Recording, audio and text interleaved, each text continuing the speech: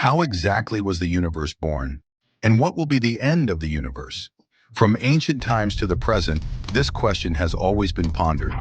But when facing the question of the origin and fate of the universe, ancient people could only rely on myths to explain.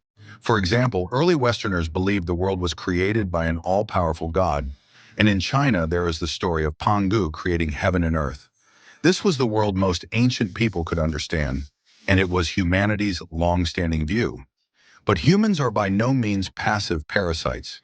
In fact, even when humans were still very primitive, they were already observing nature and the stars in detail. After thousands and thousands of years of observation, a massive amount of data was accumulated.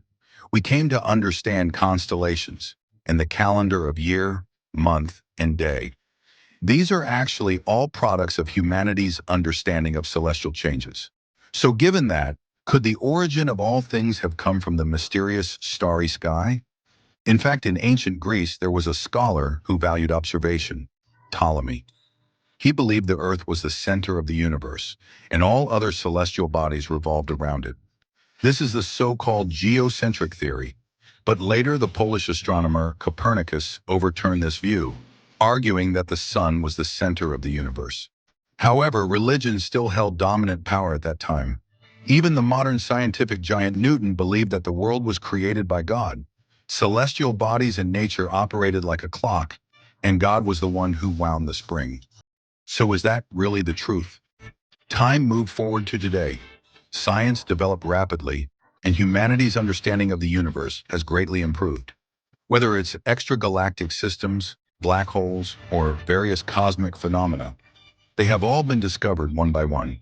With the invention of various scientific instruments and astronomical telescopes, how did we rely on modern science to answer the question of the origin of the universe? Since the 20th century, based on a series of observational data, Belgian astrophysicist Georges Lemaitre and American physicist George Gamow proposed the famous Big Bang theory. This theory describes that the entire universe originally existed as a point with infinite density and infinitesimal volume. Then a massive explosion occurred, causing the universe to expand rapidly. After 13.8 billion years of evolution, the universe looks as it does today. The galaxies you see, nebulae, countless stars and life, all originated from that Big Bang.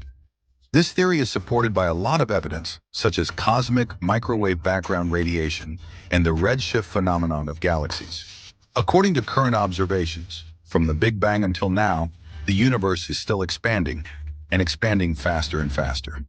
So according to our description of the universe, in the future it will become more and more empty.